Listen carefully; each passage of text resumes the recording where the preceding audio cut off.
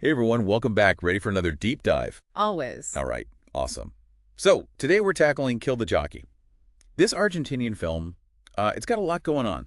It really does. Yeah, we're talking sports drama, Mm-hmm. we've got thriller elements, a touch of dark comedy even, from what I've read. Yeah. It premiered at Venice, even got picked as Argentina's entry for the Oscars, Oh, wow. but didn't snag a nomination. So, Yeah.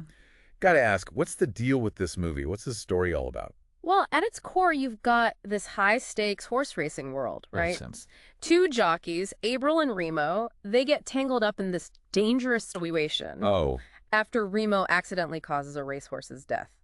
A valuable one at that. yikes, that's gotta cause some problems. Oh, it does. They end up on the run from a very, let's just say a ruthless mob boss. Okay, so that's where the thriller aspect comes in. Exactly. Classic chase scenario, but I'm guessing there's more to it than just, outrunning the bad guys. Yeah, for sure. What about Abril and Remo, though? What makes their story so interesting? Their relationship, it's really fascinating. How so? April's deeply in love with Remo, but she's also a very ambitious jockey in her own right. I see. And get this, she's pregnant. Whoa, wait, really? Yeah. So there's this constant tension, right? She wants to protect Remo, of course, but she also has to deal with, well, bringing a child into this crazy world they're in. Wow, a pregnant jockey on the run from the mob? That's, It's intense. yeah, that's an image. I feel like there are some deeper themes at play here, something beyond the surface level thrills and chills. Absolutely. The film dives into addiction, ambition, consequences of choices, all against this backdrop of, well, life or death stakes. Heavy stuff. Remo's battling his own demons. And his actions, well, they impact everyone around him. Yeah, it makes sense. And then you have Abril. She's just this force of nature. Really? Oh, yeah, determined to create a future for herself and her child, even with all this chaos. Wow, so it's about how they navigate their desires, responsibilities, all under extreme pressure. Gotta ask about the actors then, the performances. Oh, yeah. Reviews are raving about Nahuel Pérez Biscayart as Remo. What's so captivating about his performance? He brings this rawness to the character, Rawness. almost fragile, you could say. There's this one scene, he breaks down after losing a race. Wow.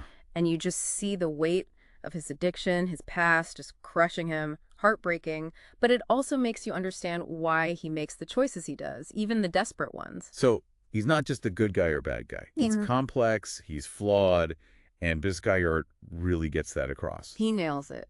What about Úrsula Corberó as Abril? She holds her own. Oh, absolutely. Brilliant performance. You see Abril wrestling with all these emotions. Like what?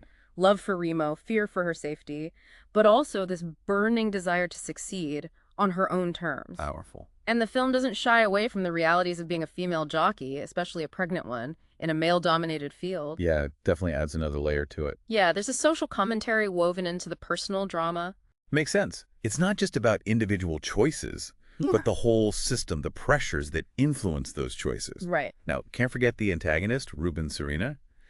Daniel Giménez Cacho, he's a seasoned actor. I imagine he brings a lot to that role. Oh, he's fantastic. Serena, he could have been a cliche mob boss. Easily. But Cacho, he brings this quiet menace, he doesn't need to constantly yell or threaten. It's his presence alone. You feel the danger radiating off him. Yeah. Reminds me of those classic film noir villains. Wow, so even the villain adds depth to the film. We've got action, complex characters, thought-provoking themes. It seems like there's something here for everyone. I think so, too. Which is great, because it's actually pretty accessible. You mentioned it premiered at Venice, but Yeah. how can people actually watch it? Kill the Jockey is streaming on Disney Plus right now, at least in Latin America. Perfect. And it's getting a theatrical release in Spain next year, 2025. Awesome. So listeners, if you want to really dig into the reviews, analyses, all that good stuff, the Movie Ticket app is a fantastic resource. Yeah, definitely check it out. But before you go do that, let me leave you with this. Imagine yourself in April's shoes. You're pregnant, in love with a guy who's struggling, facing down a dangerous enemy. What would you do? How would you carve your own path? Something to think about, as you explore this complex, gripping film. Great question to end on. Until next time, everyone. Yeah. Bye. Bye.